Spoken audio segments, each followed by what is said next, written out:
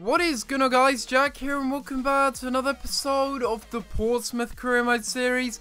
This is episode number 105, guys, and we are going to be starting today's episode off by going into a game here, and it will be against Nottingham Forest. But before we do that, guys, I want to thank you guys once again. You guys are going absolutely insane with the support on this series, and I really can't thank you guys enough. This has easily been the most successful series that I've ever run on my channel, maybe aside from the Borussia Dortmund Career Mode series.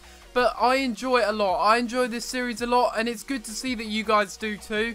In the last episode, we had some big decisions to make. We had a contract offer accepted by Sven Ulreich and also George Cousins. Judging by what a lot of you said in the comments down below, and to be honest, I do agree with what a lot of you were saying. You were saying that it's not really worth going in for George Cousins. We've already got Watmer. We've already got some other really good backup centre-backs.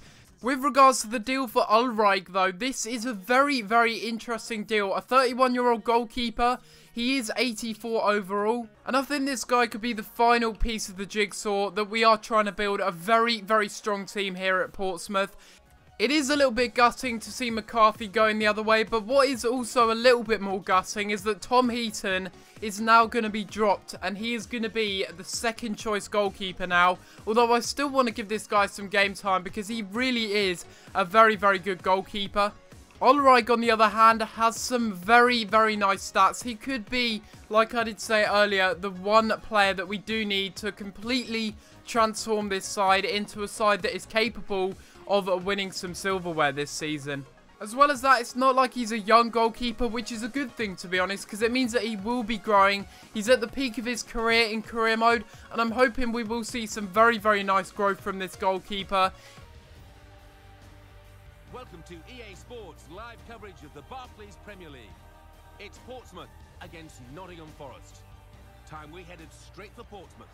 Into the first match of today's episode, we are not going to even be starting our new goalkeeper Sven Ulreich in this match, but we have a bit of a weakened side because we are coming up against some, well, mediocre opposition really. Nottingham Forest, they're not really too much of a threat, but like I do say in career mode, you can never really be sure what's going to happen in career mode. These small teams could really surprise you. Jordan Ibe. Look at that. He's just absolutely done the defender there. And he's going to go ahead and take a shot. And that one's just over the bar. Really did put a little bit too much power on that one, I think. There we go. That's a lovely bit of play on the counter-attack here. Jordan Ibe is through on goal. And he's going to take a shot and another shot.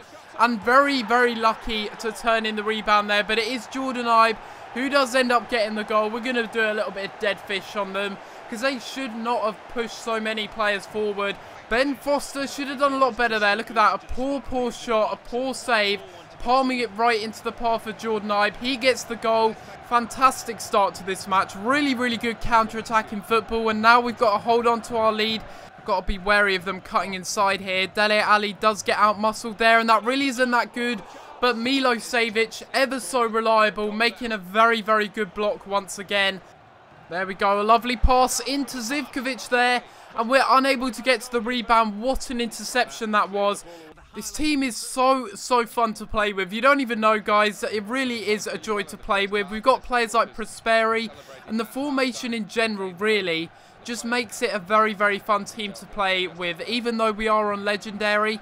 He's going to cut inside here. Uses blistering pace and have a shot.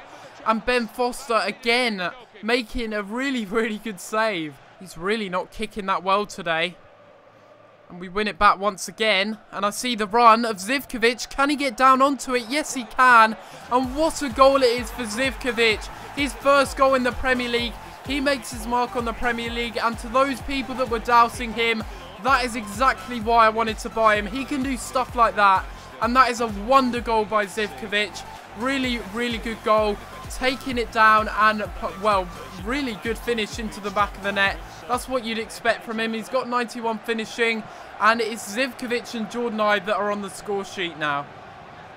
There we go. We end up winning this one 2-0. A very good result. It could have been more goals in the match.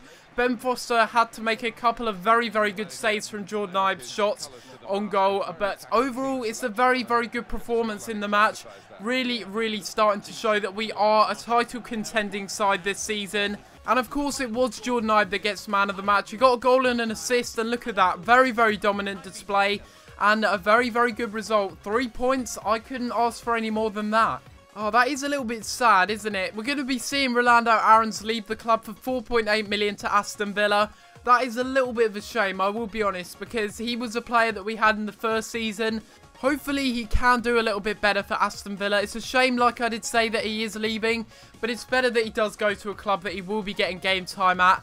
And we do actually have a transfer offer here for Alex Winter. So Sheffield Wednesday are coming in for him. Burnley last season took him on loan, and another championship club he will be going to for this season. So we have a transfer offer for Remy Bacard. Now, I don't know who this is going to be from. It's from PSG, okay.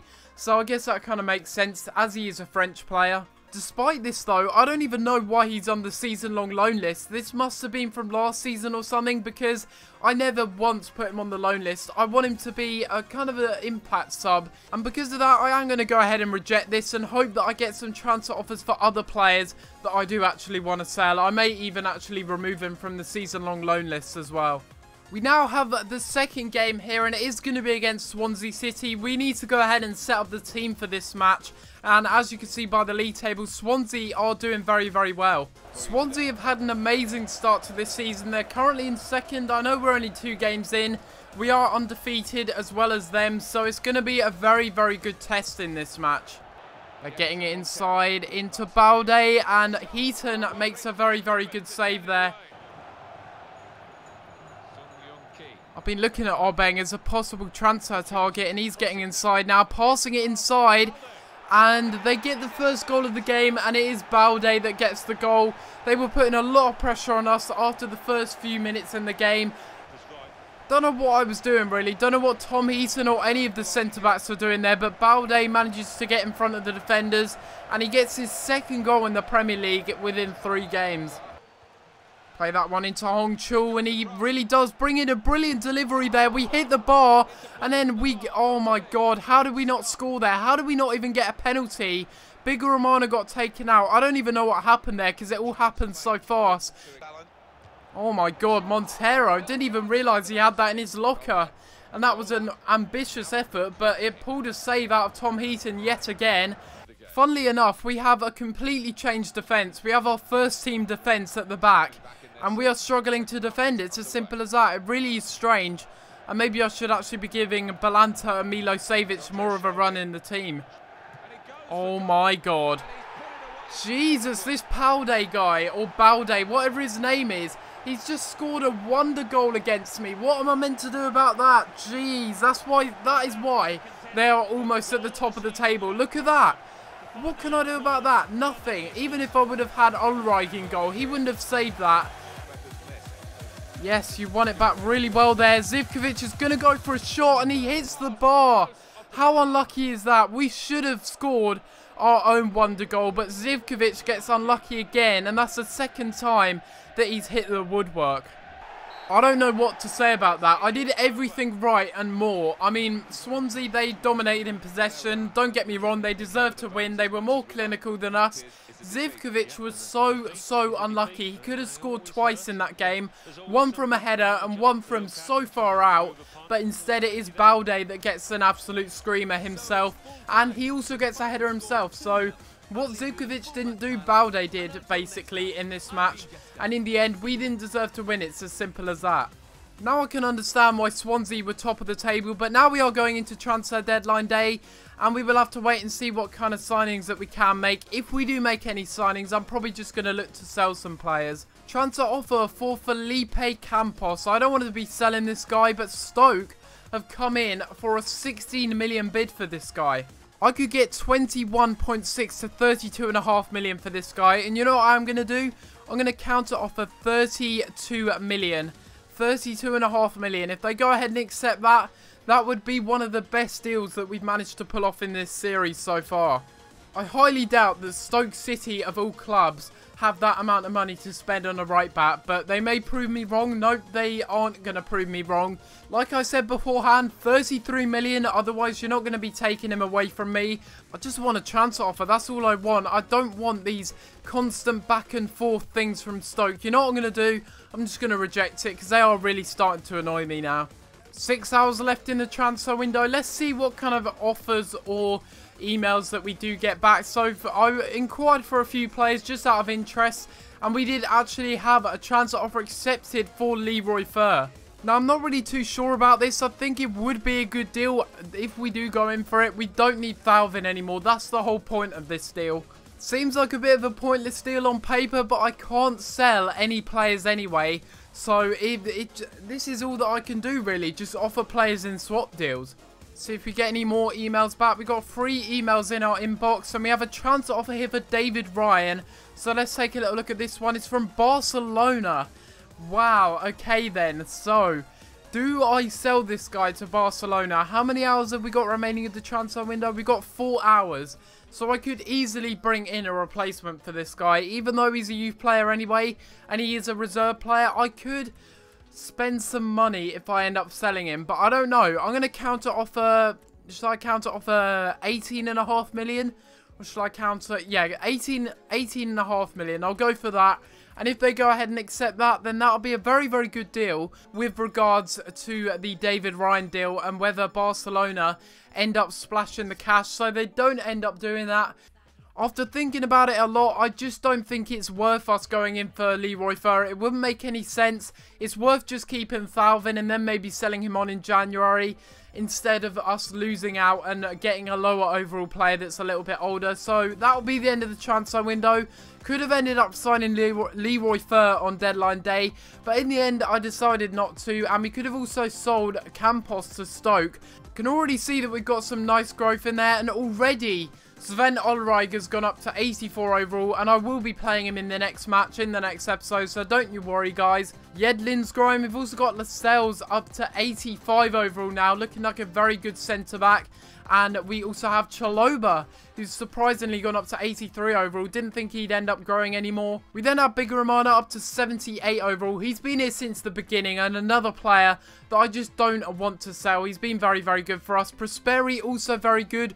1 goal, 1 assist in 4 games. Not too shabby. Same with Jordan Ibe. Zivkovic has gone up to 83 overall, and I believe that was in the last squad report anyway. But he's looking very, very nice. Growing technically and looking like a very decent player. Then we have some other players down here. Most likely going to be unhappy. I mean, we've got Britas on Bolonga, who probably should be getting a bit more game time. He's a bit unhappy, and that's understandable. Boga is growing very, very nice physically. And then we've got Binham Williams looking very, very good technically as a left back. Matt Yorfer too, up to 78 overall. I think I will give him some more game time over Remy Bakar, because Remy Bakar really isn't doing the job. Every time I play him, I want him to do well, but he just isn't doing well. We've got Cartwright up to 68 overall, and we will see if we got any other growth. We've got Luke James up to 72 overall, which is nice to see. And have we got any other growth for this month? I don't think we will do, and we don't have any other growth for the month. So that will be the end of the squad report for this month. We're also going to have a little look at the Moan report for this month. If you don't know what that is, we're going to be taking a look at all the players that come to me every single month and ask to move in the next transfer window. And to be honest, I'm surprised that Matt Yorfer isn't there. He's a usual contender. Right, guys, so this is going to be the end of the video. Hopefully you have enjoyed. And if you have enjoyed this episode of Career Mode, then of course feel free to leave a like on the video and subscribe if you haven't already, as it really does help out my channel, guys, and it shows me that you are enjoying this series and you're doing it to continue. Hopefully you guys are also happy with the signings that we ended up making, and maybe we could have signed a few more players, but that leaves us some money for January if we do want to sign any players. But apart from that, guys, I'm going to have to leave it there, and I'll see you next time for another video. Thanks for watching.